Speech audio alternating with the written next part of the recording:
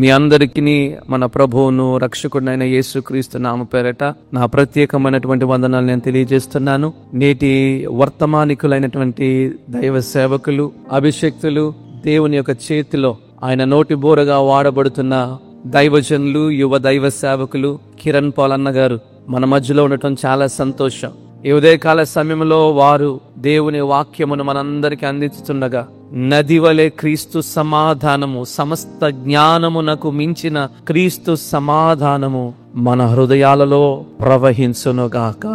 భారాలతో వచ్చారా, కష్టాలతో వచ్చారా, కన్నీటితో వచ్చారా, ఏ స్థితిలో మీరు వచ్చారో మాకు తెలియదు, కానీ ప్రభు మిమ్మల్ని దర్శించబోతున్నారు. మన్నా చర్చ్ తరపున, సంఘ విశ్వాసులందరి తరపున వారికి మన స్వాగతాన్ని మనం తెలియజేస్తున్నాం. We acknowledge the presence of mighty man of God. అన్నగారు ఒక టీవీ ఇంటర్వ్యూ ఛానల్ వరకు ఇచ్చినటువంటి ఆ ఇంటర్వ్యూని నేను జ్యోతిరాజయ్య గారు ఇద్దరు కలిసి చూస్తున్నప్పుడు వారు చెప్పినటువంటి సమాధానాలు గాని, వారు అందించినటువంటి మాటలు గాని, క్రైస్తవులు అనంటే ఈ రకమైన మాదిరికరమైనటువంటి జవాబు, లోకానికి హేతు అడుగు ప్రతి వారికి జవాబు మనం ఇవ్వవలసి ఉంటుంది. కాబట్టి ఒక మాదిరికరమైనటువంటి ఆదర్శప్రాయమైనటువంటి జవాబును వారు అందించినప్పుడు నిజంగా నా కళ్ళల్లో నుండి అయితే ప్రభు ఇటువంటి దైవ సేవకుని మాకు అనుగ్రహించినందుకు నీకు స్తోత్రం అని తెలియజేస్తూ నేను నిజంగా ఆ దేవుని స్తుతించాను. నా కళ్ళల్లో నుండి నీళ్లు కారినాయి. ఆ దైవ సేవకుడు అట్లాగా సమాధానం చెప్తున్నప్పుడు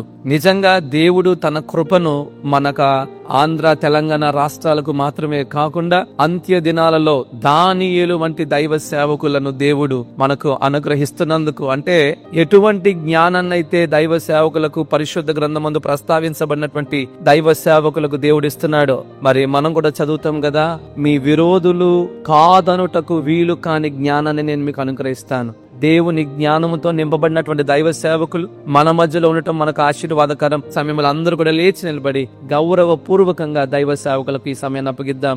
I would like to call upon Kiran Paul అయ్యగారు to come forward and share the word of God. దేవునికి మహిమ కలుగును గాక. ఆమేన్.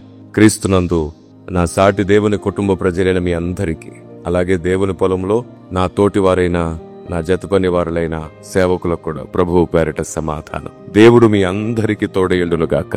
నేనెవరి మధ్యలోనికైనా మొదటిసారి వెళ్తే అత్యంత ప్రాముఖ్యమైన ఒక సందేశం వారి మనస్సులో పెట్టడం నాకు అలవాటు. పరిశుద్ధాత్మ దేవుడు నా జీవితం మొత్తానికి ఇచ్చిన బాధ్యత అది. గడిచిన 19 సంవత్సరాలుగా దేశమంతటా, ప్రపంచమంతటా నేను ఎక్కడికి వెళ్ళినా సరే ఈ సంగతిని ప్రకటిస్తూ అందరికి అర్థమయ్యేటట్లు చేస్తున్నాను. మిమ్మల్ని కూడా నేను ఆ మాట ప్రశ్నతో మీ మనసులో పెట్టడానికి ప్రయత్నిస్తాను. మీరెప్పుడైనా మీ ప్రాంతంలో ఉన్నటువంటి వేరే మందిరాలకు, వేరే చర్చెస్ కి వెళ్లే విశ్వాసుల్ని, సేవకుల్ని చూసినప్పుడు మీరెప్పుడైనా వారు కూడా క్రీస్తునందు నా కుటుంబమే అని ఎప్పుడైనా అనుకున్నారా? మీకు ఎప్పుడైనా అలా అనిపించిందా? వేరే చర్చెస్ కి, వేరే మినిస్ట్రీస్ కి సంబంధించిన వారిని చూసినప్పుడు, వేరే డినామినేషన్ కి సంబంధించిన వారిని చూసినప్పుడు ఎప్పుడైనా అలా అనిపించిందా?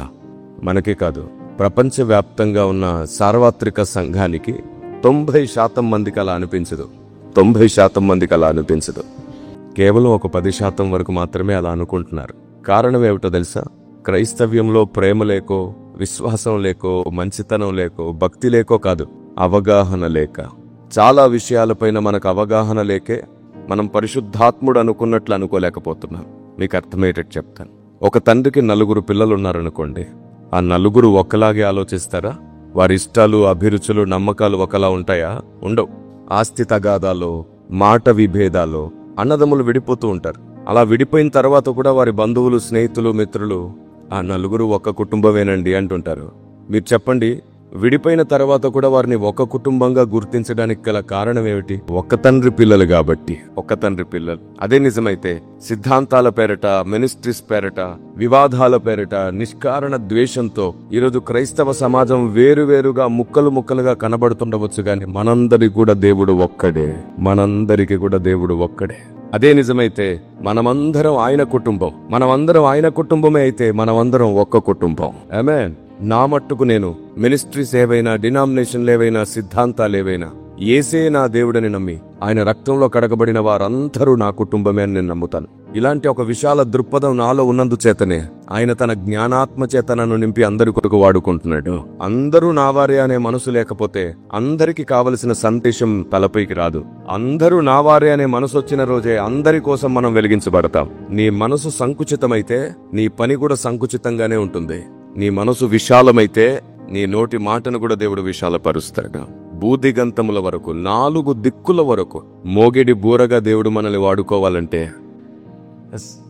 మన హృదయాంతరంగంలో దేవుని బూర శబ్దం వినబడాలి. Praise the lord. చివరి దినాల్లో బ్రతుకుతున్నాం. ఏది దేవుని ఆలోచనో ఏది దేవుని చిత్తమో తెలుసుకోవడం చాలా ముఖ్యం. దేవుడు మనతో ఏం మాట్లాడాలనుకుంటున్నాడో తెలుసుకోవడం చాలా ముఖ్యం. మీకు తెలుసా, బైబిల్ గ్రంథం మనతో ఏం మాట్లాడుతుందో కూడా మనం ఇప్పటికీ పూర్తిగా గ్రహించలేకపోతున్నాం. ఎవరైనా నాకు బైబిల్ మొత్తం తెలిసింది అని అనుకుంటే అది అబద్ధం. బైబిల్ మీద ఒక 100 PhDలు చేసినా సరే బైబిల్ పూర్తిగా తెలిసినట్టు కాదు. 100 PhDల గురించి మాట్లాడుతున్నాను నేను. మనం ఎంత గొప్ప పండితులమైనా బైబిల్ మొత్తం తెలిసినట్టు కాదు. ఇంకా మీకు క్లియర్గా అర్థమయ్యేటట్లు చెప్పడానికి ఒక మాట చెప్తాను.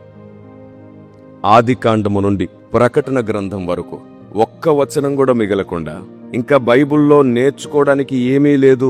దేవుని మర్మం, దేవుని జ్ఞానం, పరలోక చట్టం, సాతాను తంత్రములు, నేను నేర్చుకోవలసిన ప్రతి దానిని నేర్చేసుకున్నాను అనే ఒక స్టేట్మెంట్ నువ్వు ఇచ్చే రోజు వస్తే, ఇంకా బైబిల్లో నువ్వు నేర్చుకోవడానికి తెలుసుకోవడానికి ఒక్క వచనం కూడా మిగలకుండా నువ్వు నేర్చుకున్న రోజున నీకు ఒకటి అర్థం కాబోతుందన్నమాట. బైబిల్లో మొత్తం అర్థమైపోయి నాకు అర్థమయ్యే విషయం ఏమిటో తెలుసా? ఇంకా బైబిల్ నేర్చుకోవడానికి అవకాశమే లేనంత నేర్చుకున్న తర్వాత అర్థమయ్యేదేమిటో తెలుసా? దేవుడు నాకింకా అర్థం కాలేదన్నమాట అని అప్పుడు అర్థమవుతుంది నీకు. అంతటి ఉన్నతుడైన దేవుణ్ణి మనం ఆరాధిస్తున్నాం. బైబిల్ మొత్తం ఎవరికైనా అర్థమైతే వారికి అర్థమయ్యే అంశం ఏమిటన్నమాట? దేవుడు ఇంకా నాకు అర్థం కాలేదు, నేను మొదటి పేజీ మాత్రమే ముగించాను అని అప్పుడు అర్థమవుతుంది. దేవుడు అంతటి అనంత జ్ఞాని. మీకు అర్థం అవ్వడానికి అనేక సభల్లో నేను అడుగుతూ ఉన్నటువంటి ఒక 4 ప్రశ్నలు మిమ్మల్ని అడుగుతాను. ఆలోచించండి. దేవుని గూర్చిన జ్ఞానం మనం అర్థం చేసుకోవడం ఎంత కష్టతరమో బైబిల్ ఒక మాట అంటుంది, ఆయన అగోచరుడు అంట. అగోచరుడు అంటే అర్థం కానివాడు అని అర్థం. అర్థం కాని వాడిని అర్థం చేసుకోవడానికి ప్రయత్నం చేస్తూ మనం కొనసాగిస్తున్నదే భక్తి సాధన. పరలోకానికి వెళ్ళిన తర్వాత కూడా నిత్యత్వమంతా మనం ఆయన నేర్చుకుంటూనే ఉంటాం.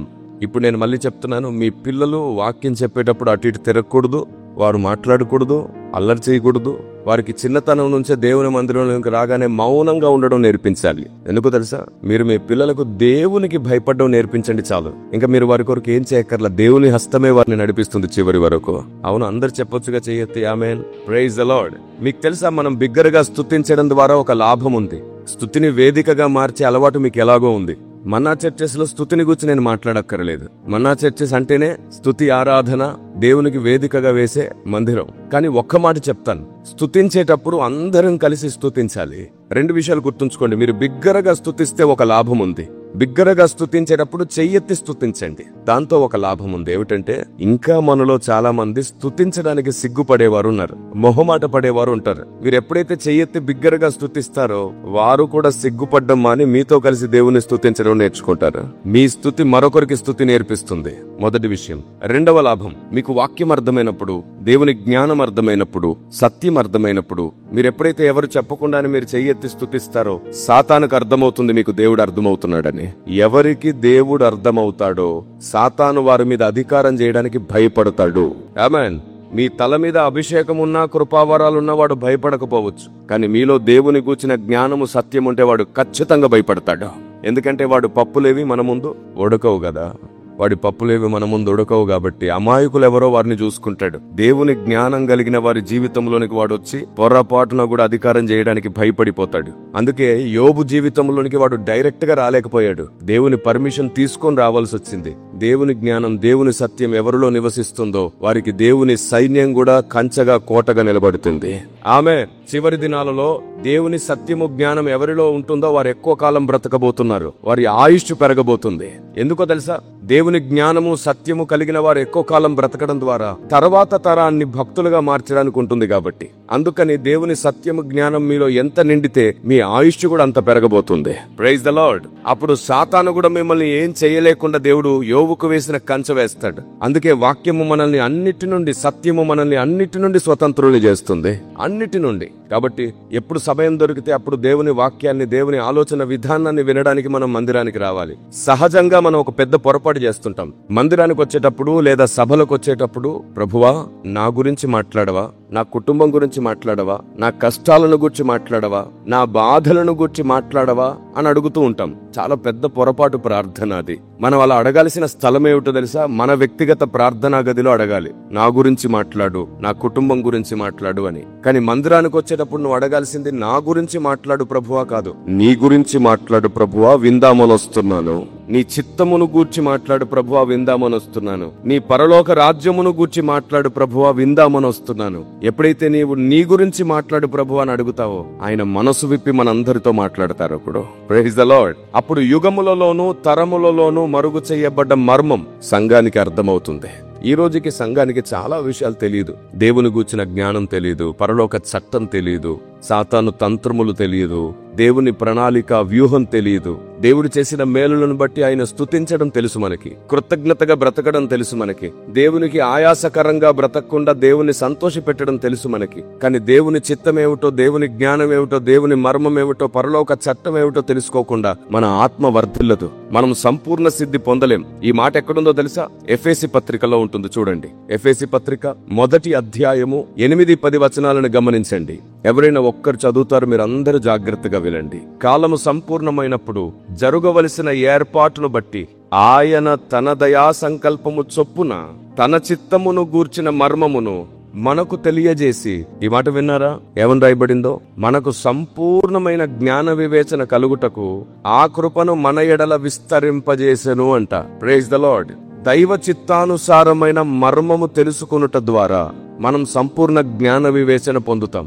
ఏమిటా దైవ చిత్తానుసారమైన మర్మం? ఎలా ఉంటుంది? దైవ చిత్తానుసారమైన మర్మం అంటే ఏమిటి? దాదాపుగా దీని గురించి నేను కొన్ని పుస్తకాలు రాశాను. వాస్తవానికి నేను దాదాపుగా 612 గ్రంథాల మీద పరిశోధన చేసే కృపను దేవుడు నాకు ఇచ్చాడు. మత గ్రంథాలు, చరిత్ర గ్రంథాలు, సైన్స్ గ్రంథాలు, 612 గ్రంథాల మీద నేను పరిశోధన చేశాను. అలా పరిశోధించి 16 గ్రంథాలను రాసే కృపనిచ్చాడు దేవుడు. 16 గ్రంథాలు రాశాను. దాంట్లో ఒక 7 గ్రంథాలు మీ మధ్యలోని కూడా తెచ్చే కృపనిచ్చాడు. అవకాశం దొరికింది. వస్తూ మీ మధ్యలోని కూడా ఒక 7 గ్రంథాలను తీసుకొని వచ్చాను నేను. మిగతా 9 గ్రంథాలు అయిపోయాయి.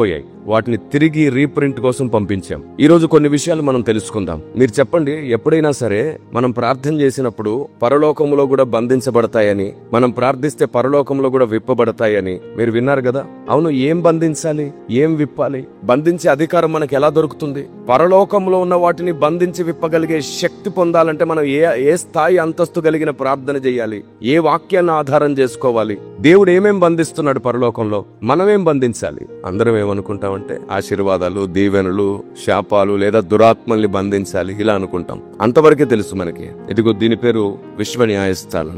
ఈ పుస్తకం మీకు పరలోక రాజ్యంలో దేవుడు ఏమేం బంధిస్తాడో, ఎలా బంధిస్తాడో, మనం ఎలా బంధించాలో, అలా బంధించడానికి ఎలాంటి ప్రార్థనా గది సన్నిధిని మనం గడపాలో మీకు చాలా స్పష్టంగా ఈ పుస్తకం నేర్పిస్తుంది. నేను రాసిన పుస్తకాలన్నీ కూడా ఇలా మల్టీ కవర్ పేపర్ తో ప్రింట్ అయి ఉంటాయి. అంటే మీరు ఏమేం చదువుతున్నారో అవన్నీ కూడా ఇలాగూ క్లియర్ గా తిరిగి కనబడుతూ ఉంటాయి అన్నమాట. ఎందుకో తెలుసా? సాతాను మనం వినే వాక్యాన్ని, నేర్చుకునే వాక్యాన్ని త్వరగా మర్చిపోయేటట్లు చేస్తాడు. మన హృదయంలో నుంచి వాక్యాన్ని ఎత్తుకుపోయేలా చేస్తాడు. మనం ఏది విన్నా సరే త్వరగా మర్చిపోయేటట్లు వాడు చేస్తున్న విష ప్రయోగానికి నేను చేస్తున్న విరుగుడు ప్రయత్నం ఇది. వాడి విష ప్రయత్నానికి విరుగుడు ప్రయత్నం ఇది. ఎందుకంటే చూస్తూ చదివితే మన పిల్లలు కూడా ఎక్కువసేపు చదువుతారు. యవనస్తులు, పెద్దలు ఎక్కువసేపు చదువుతారు. చదివిన తర్వాత వారు వెంటనే మర్చిపోకుండా సహాయపడుతుంది. అంత మాత్రమే కాదు, ఆ పిక్చర్ గుర్తుకు రాగానే, ఆ బొమ్మ గుర్తుకు రాగానే చదివిన విషయం అంతా కూడా జ్ఞాపకం వస్తుంది. సైకాలజీ ప్రకారంగా ఏదైనా చూస్తూ చదివితే ఎక్కువసేపు చదువుతాం మనం. అందుకని దేవుని వాక్యాన్ని మీరు ఎక్కువసేపు చదివి మర్చిపోకుండా ఈ విధంగా ముద్రించే కృపనిచ్చాడు దేవుడు.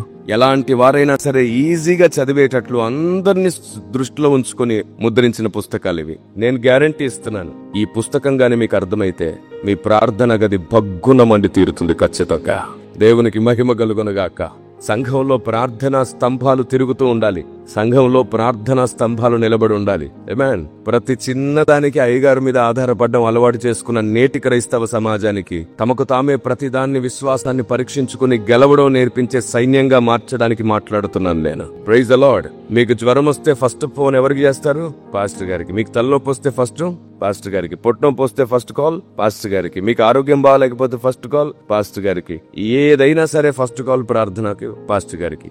ఎందుకు అంత ప్రతి చిన్నదానికి మా మీదే ఆధారపడాలని మీకు ఎందుకు అనిపిస్తూ ఉంటుంది? ఏ సేవకునికి అలాంటి కోరిక లేదు తెలుసా మీకు? మీరు ప్రతి చిన్నదానికి మా మీదే ఆధారపడాలని ఏ సేవకుడు అనుకోడు. మీరు ఆయన చెయ్యి పట్టుకుని ఆయన మీదే ఆధారపడాలనే మేము సేవ చేస్తున్నాం.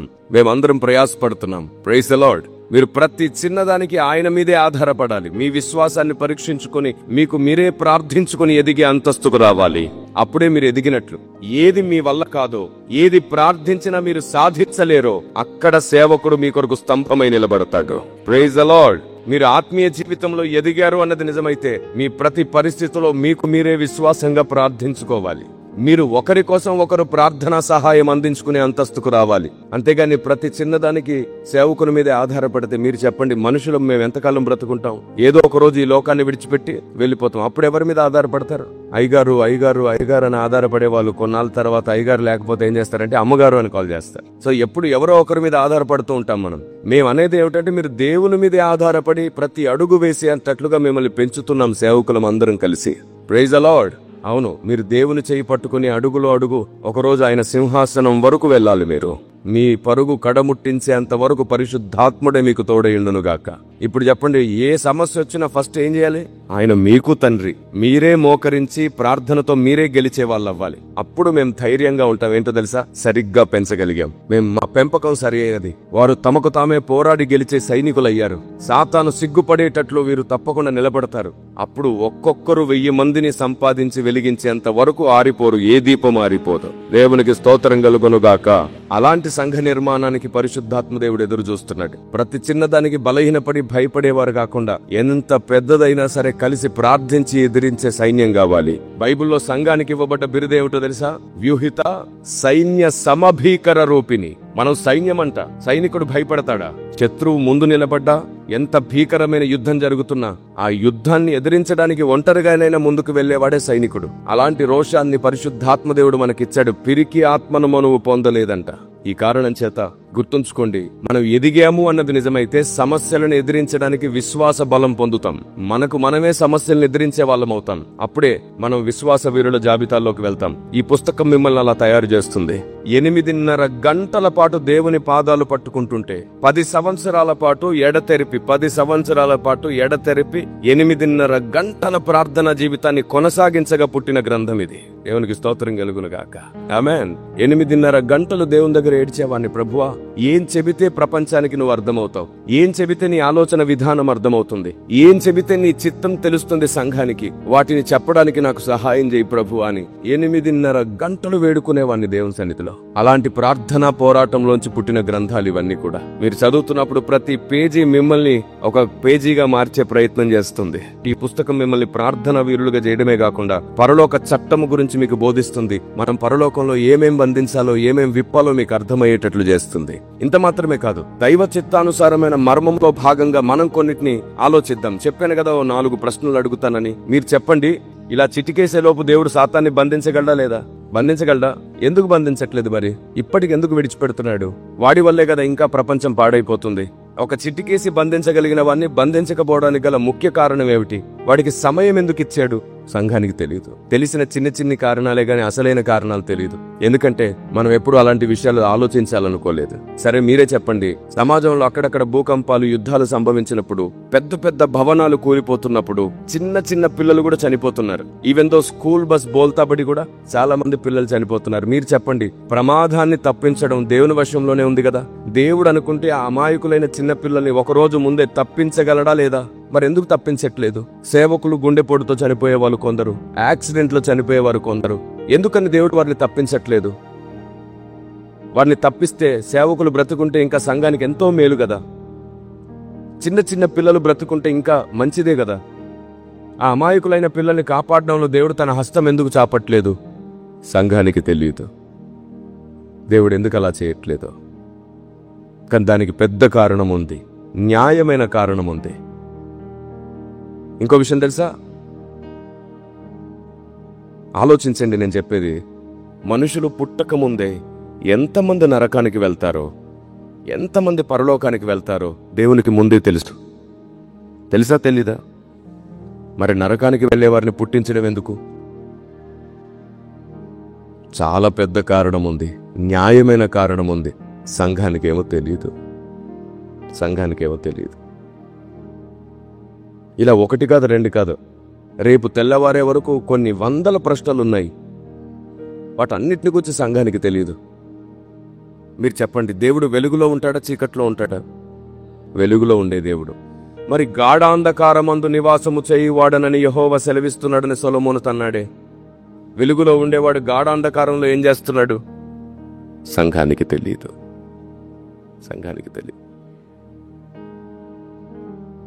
ఇలా ఒకటి కాదు, రెండు కాదు, చాలా విషయాలు ఇంకా మనకు తెలియదు. ఎందుకో తెలుసా? మనం వాటి గురించి ఆలోచించాలని కూడా అనుకోలేదు. మనం భక్తుల జీవిత చరిత్రలను ఎత్తి చెప్పి హెచ్చరిస్తే సంతోషపడ్డాం. వారి జీవితంలో జరిగిన దీవెన కార్యాలు మన జీవితంలో కూడా జరుగుతాయని బలపరిచినప్పుడు ధైర్యం తెచ్చుకున్నాం. దేవునితో నడిచే నియమమేమిటో, విధానమేమిటో బోధించినప్పుడు నేర్చుకున్నాం. ఇక జీవితకాలం వాటినే వింటున్నాం. జీవితకాలం అలాగే కొనసాగడానికి ఇష్టపడుతున్నాం. మీరు వేటిని వినటానికి ఇష్టపడతారో దేవుడు తన దాసులలో నుండి వాటినే మాట్లాడుతున్నాడు. నా గురించి మాట్లాడని అడుగుతున్నారు కాబట్టి మీ గురించే మాట్లాడుతున్నాడు దేవుడు. ఎప్పుడైనా ఒక్కసారైనా నీ గురించి మాట్లాడు ప్రభు అని అడిగి చూడండి. ఒక 30 రోజులు, జస్ట్ 30 రోజులు మీకోసం మీరు ప్రార్థించుకోకుండా, దేవా నీ నీతిని, రాజ్యాన్ని మాకు బోధించు, నీ గురించే మాట్లాడు, నీ చిత్తమే మాట్లాడమని అడిగి చూడండి. ప్రతి స్థానిక సేవకుడు మండుతున్న బూరైపోతాడు. ఆ తర్వాత పైనుండి జ్ఞానం దిగొచ్చేస్తుంది సంఘంలోనికి. ప్రతి సేవకుని దేవుడు తన ఇష్టపూర్వకంగా వాడుకుంటాడు. ఆ తర్వాత సంఘము తన ప్రార్థనా విధానాన్ని మారిస్తే దేవుడు తన ఆలోచన విధానం బోధించడం ప్రారంభిస్తాడు. ఆమేన్. ఎన్నో విషయాలు ఇప్పటికీ మనం తెలుసుకోవడానికి చాలా దూరంగా బతికేస్తున్నాం. సండే స్కూల్ పిల్లలు కూడా ఈజీగా చెప్పే ఒక మాట అడగనా? నేను చెప్పడం పూర్తవ్వక ముందే మీరు జవాబు చెప్పేస్తారు, నాకు తెలుసు. అయినా అడగడం నా బాధ్యత. మీరు చెప్పండి.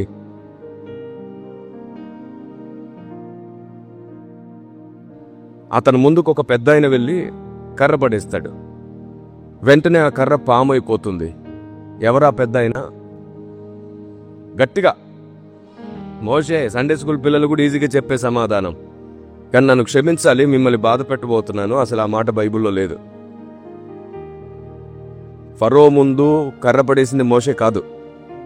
మన తాతల నాటి నుండి మోషే మోషే అని చెబుతూ వస్తున్నారు కాబట్టి చిన్నతనం నుంచి వింటూ మనం అదే అలవాటు చేసుకున్నాం. మీరు చెప్పండి, విన్నది నమ్ముదామా, ఉన్నది నమ్ముదామా? కదా. అయితే చూడండి ఏముందో. నిర్గమాకాండం 7వ అధ్యాయం 10వ వచనం. నిర్గమాకాండం 7వ అధ్యాయం 10వ వచనం.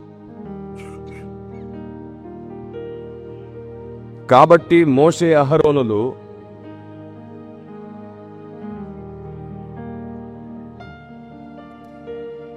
ఒక్క నిమిషం.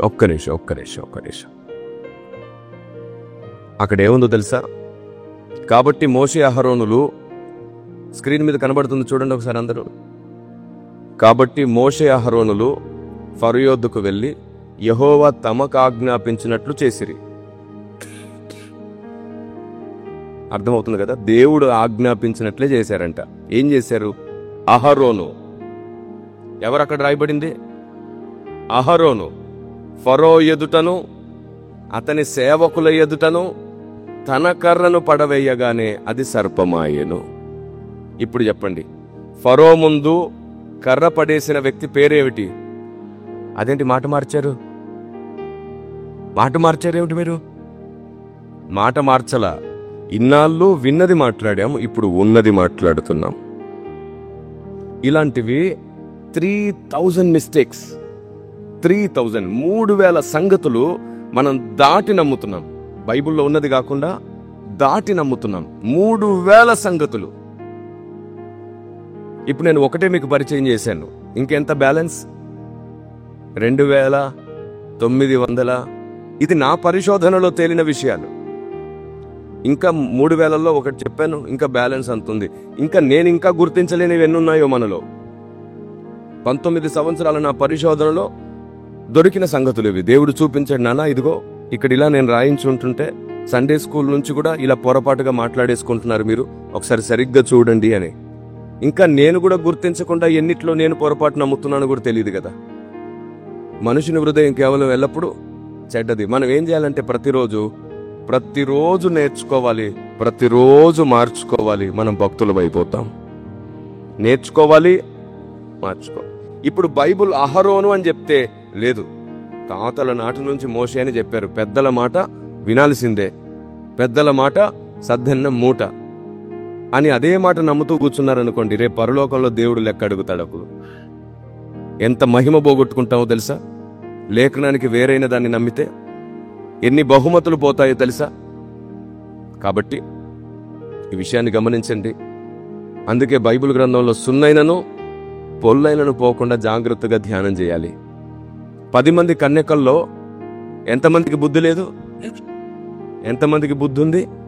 ఎంతమంది పడుకున్నారు? ఎంతమంది మెలకుగా ఉన్నారు? Very good. చూపించవచ్చు ఇలా. Very good. ఇది కూడా బైబిల్లో లేదు. 5 పడుకున్నారు, 5 మెలకుగా ఉన్నారనే మాట కూడా బైబిల్లో లేదు. మత్తయి సువార్త 25:5 చూడండి.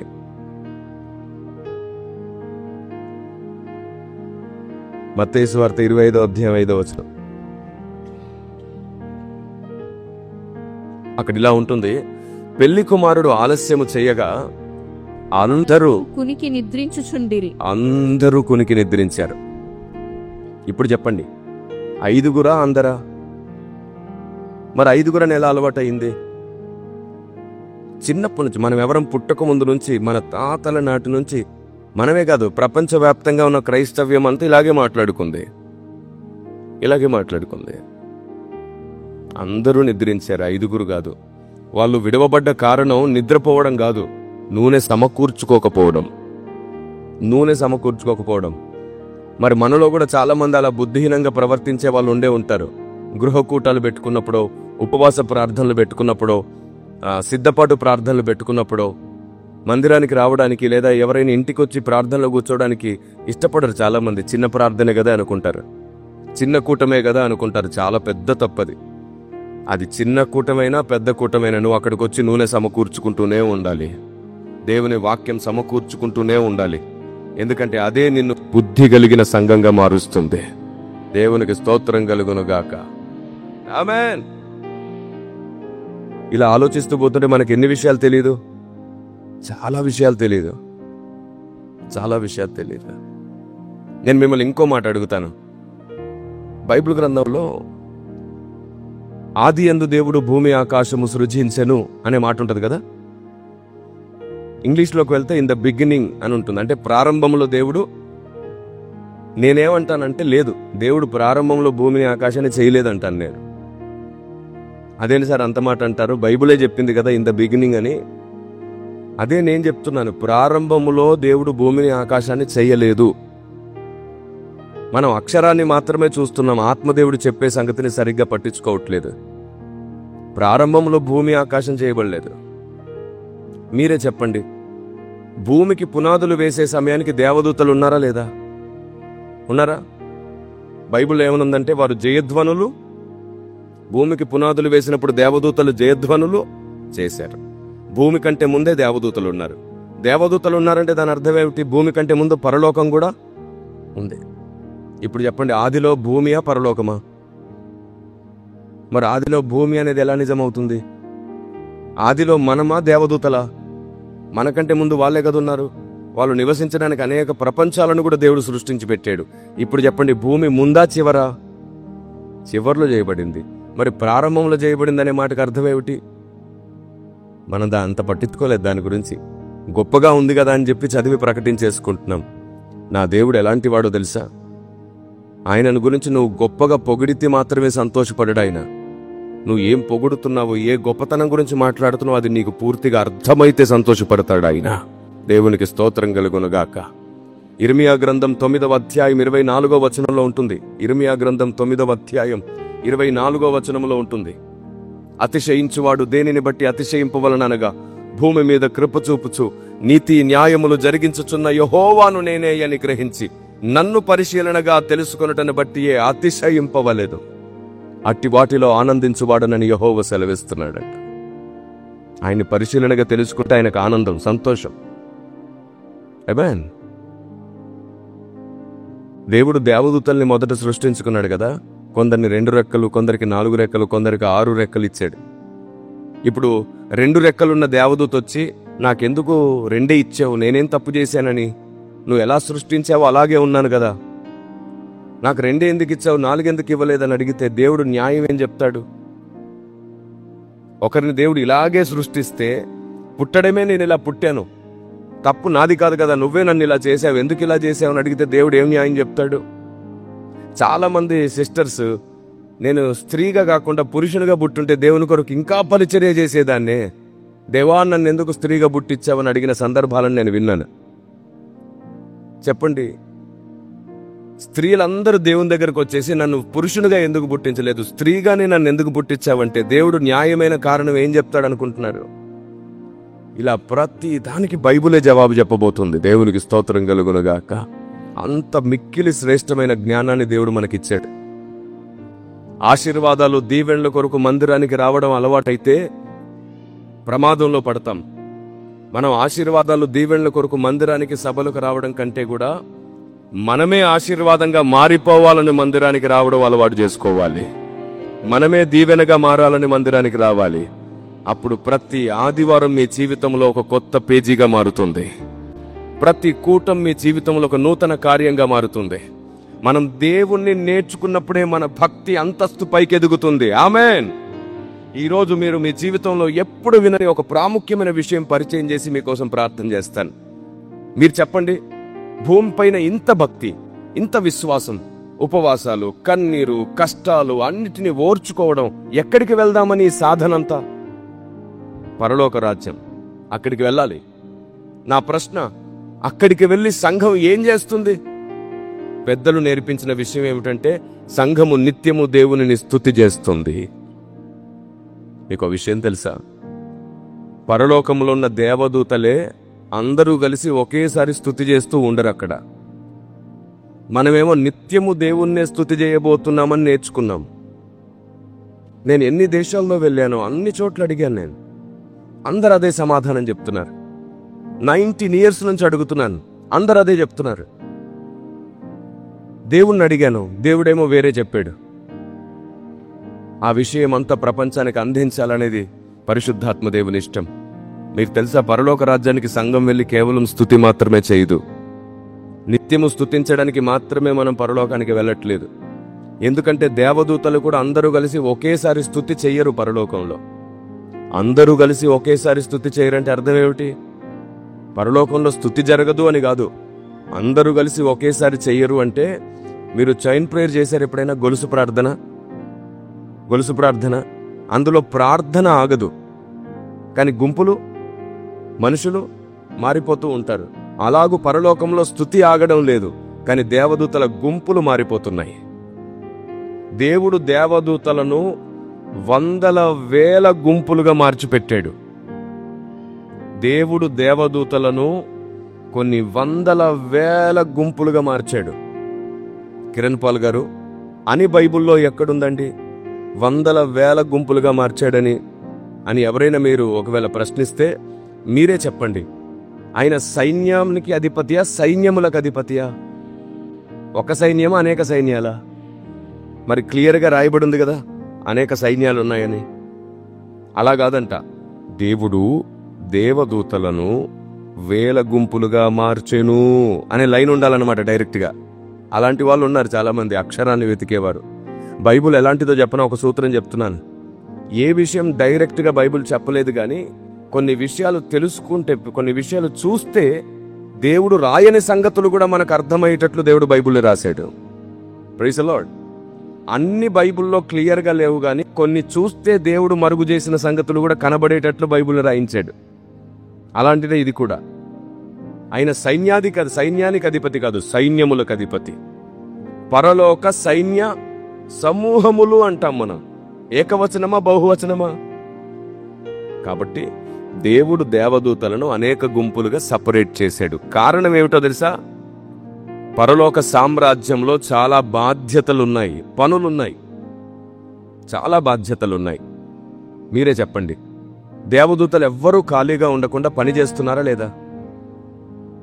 గాబ్రియెలు దూత పనేమిటి?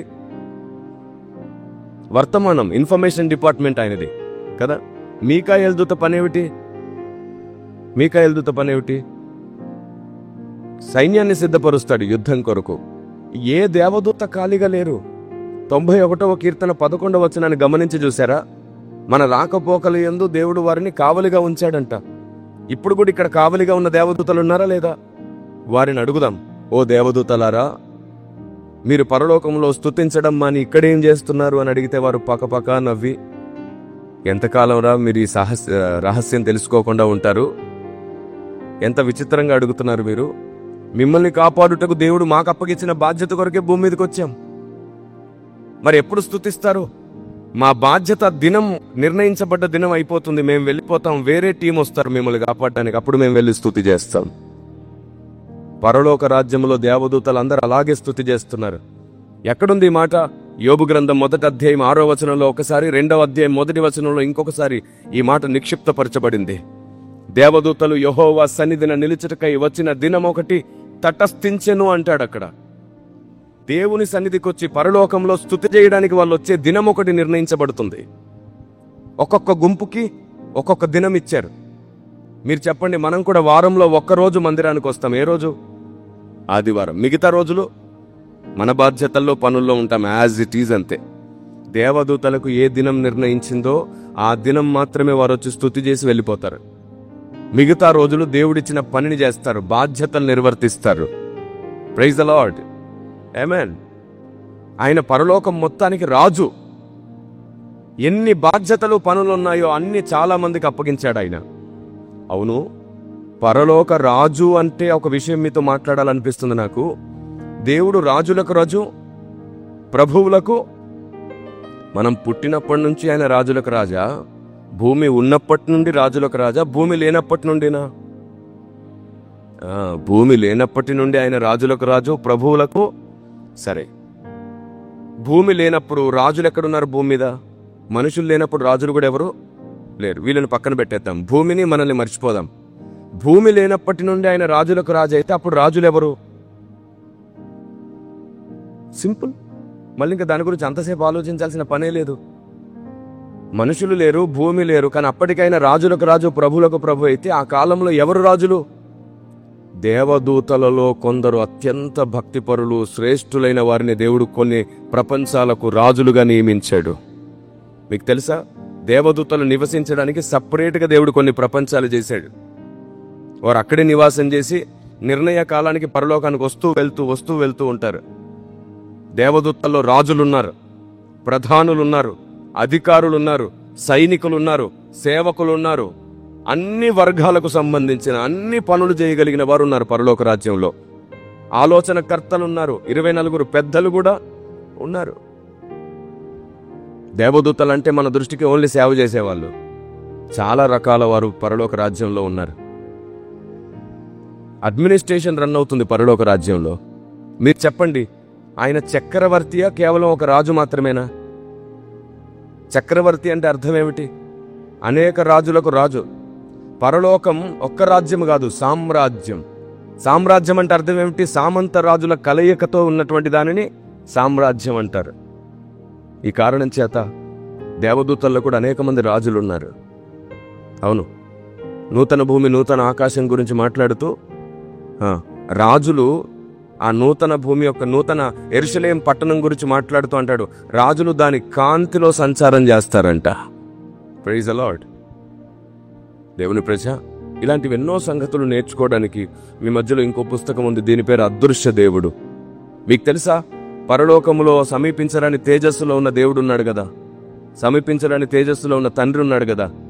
సమీపించరాని తేజస్సులో ఉన్న తండ్రిని ఇప్పటి వరకు దేవదూతలు కూడా చూడలేదు. ఇప్పటి వరకు దేవదూతలు కూడా తండ్రిని చూడలేదు. తండ్రి నుండి వచ్చే మహిమను చూడలేక 2 రెక్కలతో ముఖాన్ని గప్పుకొని స్తుతి చేస్తుంటారు వారు. మహిమనే చూడలేరు, తండ్రిని ఎలా చూస్తారు? అందుకే యేసు ప్రభు ఏమన్నాడు తెలుసా? ఎప్పుడునూ ఏ కాలమందైనను ఎవరునూ దేవుణ్ణి చూడలేదు, తండ్రి రొమ్మున అనుకున్న అద్వితీయ కుమారుడే ఆయనను బయలుపరచెను. అందరూ కుమారుణ్ణే చూశారు. ఆదాము చూసింది కూడా కుమారుణ్ణే. తండ్రిని మనం చూడలేం. మధ్యవర్తిగా ఉన్నది ఎవరు? కుమారుడు. మనుషులకు దేవునికి, దేవదూతలకు దేవునికి కూడా మధ్యవర్తి ఎవరు? యేసుక్రీస్తు. ఆయనే అందరికీ తండ్రిలా కనబడ్డాడు. అందుకే రాయబడింది, నా నామము ఆయనకున్నది. తండ్రి పేరు ధరించుకుని అందరికి దర్శనమిచ్చింది కుమారుడైన దేవుడు. మోషే ముఖాముఖిగా యెహోవాను చూచెనన్న నిర్గమకాండంలోని మాట కూడా కుమారుని గురించే. ఎందుకో తెలుసా? ఆ ముఖాముఖిగా చూచెనన్న అదే అధ్యాయపు కిందికొస్తే 10వ వచనం నుంచి అంటాడు, నీవు నా ముఖమును చూసి బ్రతుకజాలవు. చూశాడనుంది, చూస్తే బ్రతకవనుంది.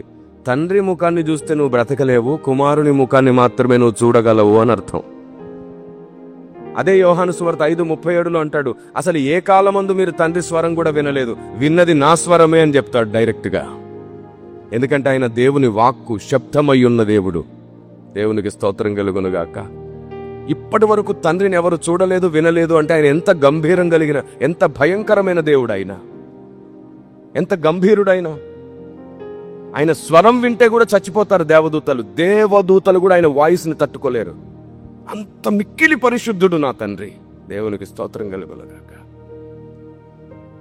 పరలోక సింహాసనం మీద కూర్చున్న ఒక మహిమ రూపాన్ని కూడా వారు సరిగ్గా చూడలేరు. అంత తేజస్సు కలిగిన వాడు తండ్రి. అవును, ఒక ప్రశ్న అడుగుతాను, నాకు చెప్పండి ఈ సందర్భంలో. సమస్త సృష్టిని, మానవాళిని సృష్టించింది తండ్రా కుమారుడా? వెరీ గుడ్, తండ్రి. చెప్పండి గట్టిగా. మీకు తెలిసింది చెప్పడంలో అస్సలు భయపడొద్దు. తెలిసింది గట్టిగా మాట్లాడాలి. అది తప్పైతే దేవుడే సరిచేస్తాడు, సత్యమైతే ప్రజలు వెంబడిస్తారు. ఆమేన్. తండ్రి అన్నారు కదా, ఎందుకంటే ఆదికాండం ప్రారంభంలో దేవుడైన యెహోవా, దేవుడైన యెహోవా అని రాయబడింది. కానీ మీకు విషయం తెలుసా? ఈ సమస్త సృష్టిని చేసింది తండ్రి కాదు, కుమారుడైన దేవుడు. తండ్రి సృష్టిని చెయ్యమని కుమారుడికి బాధ్యత అప్పగించారు. ఎక్కడుంది ఈ మాట బైబిల్లో? డైరెక్ట్గా ఉంది. మనమే దాన్ని పట్టించుకోలేదు ఇన్నాళ్ళు. హెబ్రీ పత్రిక 1వ అధ్యాయము 2-3 వచనాలు చూడండి. హెబ్రీ పత్రిక 1వ అధ్యాయము 2-3 వచనాలు.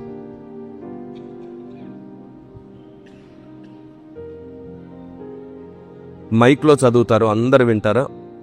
చదవండి అమ్మా. ఈ దినముల అంతమందు కుమారుని ద్వారా మనతో మాట్లాడెను. ఆయన కుమారుని సమస్తమునకు వారసునిగా నియమించెను. ఆయన ద్వారా ప్రపంచములను నిర్మించెను. ఇప్పుడు చెప్పండి, ఎవరి ద్వారా ప్రపంచములు నిర్మించబడ్డాయి? కుమారుని ద్వారా. హెబ్రీ పత్రిక 11వ అధ్యాయం 3వ వచనంలో కూడా 2వ ఆధారం ఉంది. హెబ్రీ పత్రిక 11:2 చదవండి. ప్రపంచములు దేవుని వాక్యము వలన నిర్మాణమైనవనియు. ఆమేన్. Praise the Lord. కాబట్టి వాక్యమయ్యున్న దేవుడు ప్రపంచములను నిర్మించాడు. దేవునికి స్తోత్రం కలుగునుగాక.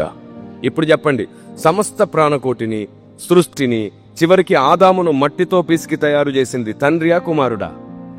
కుమారుడు. తండ్రి ఎక్కడున్నారు? సమీపించరని తేజస్సులో. చాలా సింపుల్. సృష్టి ఎలా నిర్మించబడాలో సంకల్పించింది తండ్రి, సృష్టిని నిర్మించింది కుమారుడు, సృష్టిని జరిగిస్తున్నది పరిశుద్ధాత్మదేవుడు. Praise the Lord. ఆమేన్. ఇంకా అర్థమయ్యేటట్టు చెప్పనా? కుమారుడైన దేవుడు మట్టిని పిసికి బొమ్మగా చేసి ఆదామును తయారు చేస్తే, పరిశుద్ధాత్మ దేవుడు ఆ శరీరము లోపటి భాగములోని నర్వస్ సిస్టమ్ ఎలా పనిచేయాలి, అవయవాలు ఎలా పనిచేయాలో ప్రోగ్రామింగ్ చేస్తాడు. పాయింట్ అర్థమైందా? లోపట అవయవాల పనితీరు యొక్క జ్ఞానం ఇచ్చింది ఎవరు? పరిశుద్ధాత్ముడు. ఈ అవయవాల నిర్మాణం చేసింది ఎవరు? కుమారుడైన దేవుడు. అసలు మానవుడు ఇలా నిర్మించబడాలని ప్లాన్ చేసింది ఎవరు? తండ్రి అయిన దేవుడు. బైబుల్ మొత్తం అంతే. తండ్రి నిర్ణయిస్తారు, కుమారుడు పని చేస్తారు, పరిశుద్ధాత్ముడు ముగిస్తాడు. Praise the lord. తండ్రి కుమారుడు. చాలా మందికి ఇక్కడ కూడా కన్ఫ్యూజన్. తండ్రి ఏమో పెద్ద దేవుడు అంట, కొందరు అంటారు కుమారుడేమో చిన్న దేవుడు అంట, పరిశుద్ధాత్ముడు ఇంకా చిన్న దేవుడు అంట. అవును, వీళ్ళకి ఇలాంటి వ్యత్యాసం ఎలా తెలిసింది? కొందరు మరొక విచిత్రమైన విషయం చెప్పారు. తండ్రే కుమారుడి వలె వచ్చాడంట, కుమారుడే పరిశుద్ధాత్ముడిలాగా వచ్చాడంట. ఎంత ఆశ్చర్యమో! ఎన్నో ఆధారాలు బైబిల్లో ఉంటున్నా సరే ఆయన్ని ఇంకా అర్థం చేసుకోలేకపోతున్నాం. ఇలాంటి కన్ఫ్యూజన్ ఎప్పుడైనా ఏర్పడ్డప్పుడంట రోమాపత్రిక 1:20 ఏం చెప్తుందో తెలుసా? దేవుని అదృశ్య లక్షణాలు మీరు చూడాలనుకుంటే, తెలుసుకోవాలనుకుంటే, ఎప్పుడైనా మీకు అర్థం కాకపోతే సృష్టించబడిన వాటిని ఆలోచించండి, నా అదృశ్య లక్షణాలు మీకు తేటపడతాయి. సృష్టిలో దేవుని అదృశ్య లక్షణాలు మర్మంగా ముద్రించబడ్డాయంట. ఫర్ ఎగ్జాంపుల్, సమీపించరాని తేజస్సు ఎలా ఉంటుందో ఎలా తెలుసుకుందాం? సృష్టింపబడిన సూర్యుని చూడండి, దాని దగ్గరికి ఎవ్వరూ వెళ్ళలేరు. అలాగే దానికంటే కోటి సూర్యుల తేజస్సు కలిగిన దేవుడు ఆయన. సో కనబడని ఆ తేజస్సుని చూడడానికి ఏముంది? అలాగూ సృష్టిలో దేవుని అదృశ్య లక్షణాలు చాలా ఉన్నాయి. మనం కూడా సృష్టియే, దేవుడు మనల్ని సృష్టించుకున్నాడు. మనలో దేవుని అదృశ్య లక్షణాలు ఉన్నాయి. మీకు తెలుసా? నేను మిమ్మల్ని ఒక మాట అడుగుతాను, మీరు ఒక్కరా 10 మందా? మీరు ఒక్కరా 10 మందా? మీరు కదా ఒక్కడిని అని చెప్పుకుంటున్నారు కదా, ఒకరా కదా మీరు? మళ్ళీ మాట మార్చొద్దే. ఇప్పుడు నేను అడగబోయేది సరిగ్గా వినండి. నువ్వు ఒక్కడివే కదా? అదే నిజమైతే మనలో ప్రాణం ఉంది, ఆత్మ ఉంది, దేహం ఉంది. ఇప్పుడు ఈ ప్రాణ ఆత్మదేహాల్లో నువ్వెవరు? ప్రాణం అన్నావనుకో, మరి ఆత్మ సంగతి ఏంటి అంటాను. ఆత్మ అన్నావనుకో, దేహం సంగతి ఏంటి అంటాను. దేహం అన్నావనుకో, మరి ప్రాణం సంగతి ఏంటి అంటాను. అప్పుడు నువ్వు 3 నేనే అంటావు, అవునా? ఇంతకుముందు అడిగినప్పుడు నేను ఒక్కనే అన్నావు. ఇప్పుడు ఈ 3 ఎవరు అంటే, అరే సపరేట్ చేయడానికి లేదు సార్, ఆ 3 నేనే. అట్లాగే తండ్రి, కుమారుడు, పరిశుద్ధాత్ముడు ముగ్గురు ఎలాగైతే ఉన్నా వారిని సపరేట్ చేయడానికి వీల్లేదు. ఈ ముగ్గురు ఒకటైతేనే మహాదేవుడు, త్రియేక దేవుడు. దేవునికి స్తోత్రం కలుగునుగాక. ఆమేన్. ఈ మూడింటిని సపరేట్ గా చూస్తున్నాం, ఒకటిగా చూస్తున్నాం, యాజ్ ఇట్ ఈస్ దేవుడు. అందుకే ఆయన ఈ సమస్త సృష్టిలో కూడా 3 తత్వములతో ఈ సృష్టిని చేశాడు కదా. Neutron, electron and proton. ఈ 3 లేకుండా ఏ పదార్థం నిర్మించబడట్లేదు. ప్రతి చోట ఈ 3 కనబడుతూనే ఉన్నాయి. దేవునికి స్తోత్రం కలుగునుగాక. ఆమేన్. సృష్టి మొత్తం ఆయన ముద్రతోనే ఉంది. అయితే దేవుడే లేడు అని చెప్పి సైన్స్ అంటుంటే వాళ్ళ కోసం కూడా ఒక పుస్తకం రాశాను, బిహైండ్ ద యూనివర్స్. అంతరిక్షం వెనుక అనే ఈ పుస్తకంలో 50 ప్రశ్నలున్నాయి. అవును, సైన్స్కు సైన్సే చేస్తున్న సువార్త ఈ పుస్తకం. సైన్స్కి సైన్స్తోనే సువార్త చేస్తున్న పుస్తకం ఇది. తప్పకుండా దీన్ని కూడా సంపాదించుకోండి. మీరు చాలా విషయాలు ఈ లోకానికి అర్థమయ్యేటట్లు చేయగలుగుతారు. అంత మాత్రమే కాకుండా అసలు యేసుప్రభు కాశ్మీర్ వచ్చాడని, అక్కడొచ్చాడని, ఇక్కడొచ్చాడని అని అన్నారు. నేను ఒక పుస్తకం రాశాను, దేవుడు కాశ్మీర్ రావడం ఏమిటి, యేసుప్రభు అన్ని దేశాలకు వచ్చాడు అన్నా. అదేమిటండి, యేసు అన్ని దేశాలకు రావడం ఏమిటి అన్నారు. ఈ పుస్తకం చదవమన్నాను. ఇది చదివి అంటున్నారు, నిజమే, ఆయన అన్ని దేశాలకు దేవుడే అని ఒప్పుకుంటున్నారు. ఇప్పుడు ఈ పుస్తకంలో అలాంటి ఎన్నో రహస్యాలు, చారిత్రాత్మకమైన ఎన్నో ఆధారాలు ఇందులో ఉంచడం జరిగింది.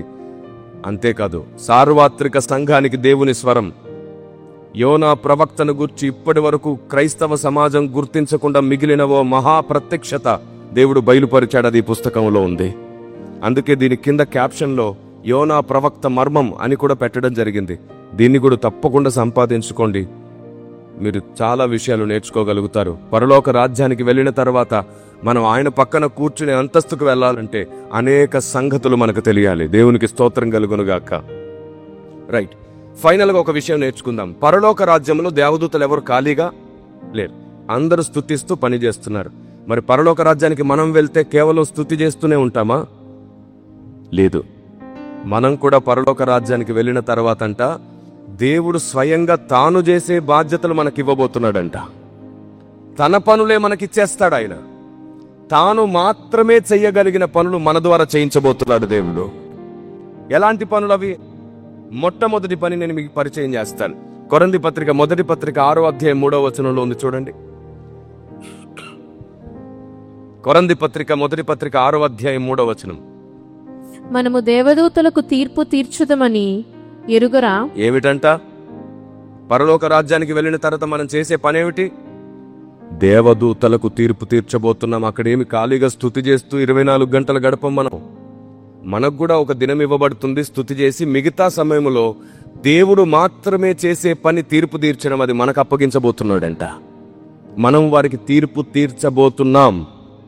ఆమేన్.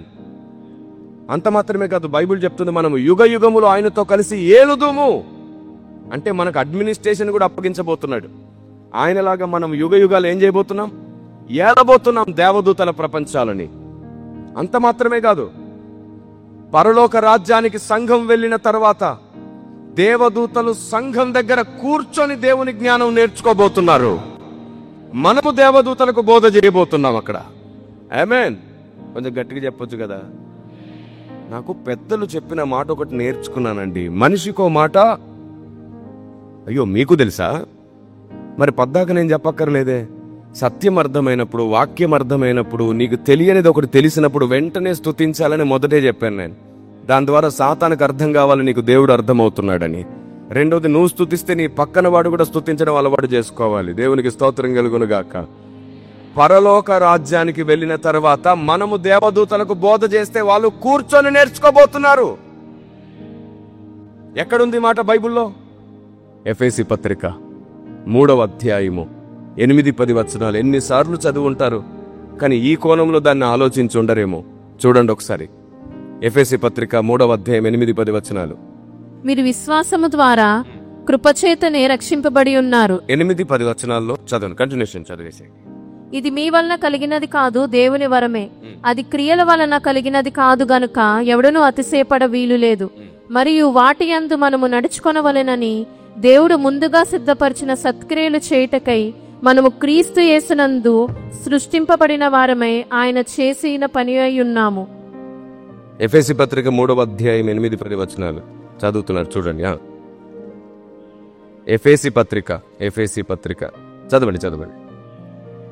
ఎస్, దేవుడు మన ప్రభువైన క్రీస్తు యేసునందు చేసిన నిత్య సంకల్పము చొప్పున. ఆ మాట విన్నారా? పరలోకంలో ఉన్న ప్రధానులకును అధికారులకును సంఘము ద్వారా, అంటే మన ద్వారా దేవుడు తన యొక్క నానావిధ జ్ఞానం ఇప్పుడు తెలియబడవలసి. Praise the lord. పరలోక రాజ్యంలో ఉన్న దేవదూతల్లో ప్రధానులు ఉన్నారంట, అధికారులు ఉన్నారంట. అలాంటి వారికి సంఘము ద్వారా దేవుడు తన యొక్క నానావిధ జ్ఞానము బోధించబోతున్నాడు. దేవునికి మహిమ కలుగునుగాక. మనము బోధ చేస్తే దేవదూతలు నేర్చుకోబోతున్నారు పరలోక రాజ్యంలో. ఏం బోధిద్దాం దేవదూతలకి? ఒకవేళ ఈ రోజే మీ జీవితంలో చివరి రోజు అయితే మీరు పరలోకానికి వెళ్లి దేవదూతలకు ఏం చెప్తారు? ఓ దేవదూతలారా, మీకు జక్కయ్యను గూర్చి తెలుసా? రక్తస్రావం కలిగిన స్త్రీ యొక్క వేదన తెలుసా? అబ్రహాము, ఇస్సాకు, యాకోబుల విశ్వాసం తెలుసా? అంటే వాళ్ళు అంటారు, నువ్వు సండే స్కూల్ చెప్తున్నావు తెలుసా? ఇంత దూరం వచ్చి మాకు సండే స్కూల్ చెప్తావేమిట్రా? దేవుని నానావిధ జ్ఞానం బోధించు మాకు అని అడుగుతారు. ఎందుకంటే అక్కడ రాయబడింది, మనం దేవుని యొక్క నానావిధ జ్ఞానం బోధించబోతున్నాం. మరి ప్రతి ఆదివారం దేవుని నానావిధ జ్ఞానం నేర్చుకోవాలి కదా. అలా నేర్చుకోవాలంటే మీ ప్రార్థన స్టైల్ మారాలి. నా కోసం మాట్లాడు కాదు, నా గురించి మాట్లాడు కాదు, నీ గురించి మాట్లాడు. నీ కోసమే మాట్లాడు. నీ పరలోక జ్ఞానమే మాట్లాడు. నేనున్నాను ప్రభువా, నాతో మాట్లాడు. ఆయన మనసు విప్పి దేవదూతల దగ్గర దాచిన సంగతులు మనతో మాట్లాడబోతున్నాడు. యుగాలలో, తరాలలో మరుగు చేయబడ్డ సంగతులు మనతో మాట్లాడతాడు. అప్పుడు దేవదూతల ముందు మన విలువ పెరుగుతుంది. నువ్వు ధన్యురాలివమ్మా, నువ్వు ధన్యురాలివి అని బోధ నేర్పించమని అడుగుతారు సంఘాన్ని. సంఘము బోధిస్తుంటే దేవదూతలు వేల కోటానుకోట్ల దేవదూతలు కూర్చొని నేర్చుకుంటారు. వారికి ఇప్పటికీ దేవుని గురించి చాలా విషయాలు తెలియదు. దేవుని గురించి చాలా విషయాలు తెలియదు వారికి. ఇప్పుడు చెప్పండి, దేవదూతలకు బోధించే నానావిధ జ్ఞానం ఎక్కడుంది? బైబిల్ గ్రంథంలోనే దాచబడింది. మనం మన కోసం వినడం మానేసి దేవుడు చెప్పేది వినడం నేర్చుకున్నాము అంటే అద్భుతం జరుగుతుంది. దేవుని గ్రంథంలో ఆశ్చర్యమైన సంగతులు మనం చూడగలుగుతాం. ఏమంటాడు దావీదు? నీ గ్రంథంలో ఉన్న ఆశ్చర్యమైన సంగతులు చూచినట్లు, నీ ధర్మశాస్త్రములో ఆశ్చర్యమైన సంగతులు చూచినట్లు నా కన్నులు. ఎందుకో తెలుసా? పరలోక రాజ్యంలో ఎవరికి దేవుని జ్ఞానం ఎక్కువ ఉంటుందో వారికి ఎక్కువ మహిమ దొరకబోతుంది. ఎవరికి దేవుని సత్యము జ్ఞానం ఎక్కువ తెలుసో వారు ఎక్కువ మహిమలో ఉంటారు. Praise the Lord. అధిక మహిమలో ఉంటారు. మరి పరలోకంలో నీ అంతస్తును నిర్ణయించేది దేవుని జ్ఞానం మాత్రమే. ఇక్కడ ఉన్నటువంటి మిగతా 3 పుస్తకాలు కూడా మీతో ఒకసారి పరిచయం చేస్తారు. లోకమడిగే ప్రశ్నలన్నింటికి ఈ పుస్తకంలో జవాబులు ఉన్నాయి. దాదాపుగా నేను 1600 ప్రశ్నలకు జవాబులు రాశాను. 1600 క్వశ్చన్స్కి నేను ఆన్సర్ ఇచ్చాను. ఈ 3 పుస్తకాల్లో మీకు 800 ప్రశ్నలకు జవాబులు దొరుకుతాయి. జస్ట్ 800. అందులో ఒకటి వ్యతిరేక ప్రశ్నలు. బైబిల్లో ఉన్నటువంటి చాలా విషయాలను వ్యతిరేకంగా ప్రశ్నించి అవమానిస్తున్నారు. లోతు కుమార్తెలను గురించి మాట్లాడతారు కొన్నిసార్లు. యేసుప్రభు అక్కడ పారిపోయాడు చూడండి అని అంటారు కొన్నిసార్లు.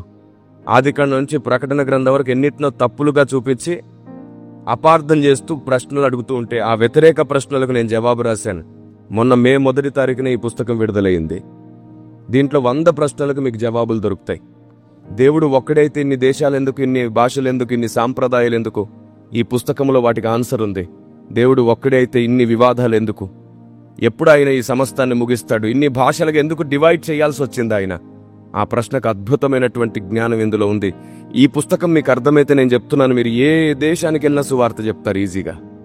ఎందుకంటే ప్రపంచమంతట నిజదేవుని ముద్ర అనే పేరు ఈ పుస్తకానికి పెట్టాను. ఏ దేశానికి వెళ్ళినా దేవుని ముద్రలు ఉన్నాయి. అంత మాత్రమే కాకుండా లోకం అడిగే 600 ప్రశ్నలకు ఇందులో జవాబులున్నాయి. క్రైస్తవుడు ప్రసాదం ఎందుకు తినడు? ముగ్గులు ఎందుకు వేయడు? హారతి ఎందుకు ఇవ్వడు? అగరొత్తులు ఎందుకు వెలిగించడు? దీపం ఎందుకు వెలిగించడు? కొబ్బరికాయ ఎందుకు కొట్టడు? పండుగలు చేసుకుంటే తోరణాలు ఎందుకు కట్టట్లేదు? ఈ పద్ధతులు ఎందుకు మానుకున్నాడు క్రైస్తవుడు అని లోకం మనల్ని చాలా ప్రశ్నలు అడుగుతుంది. అలాంటి 600 ప్రశ్నలకు ఇందులో జవాబులున్నాయి.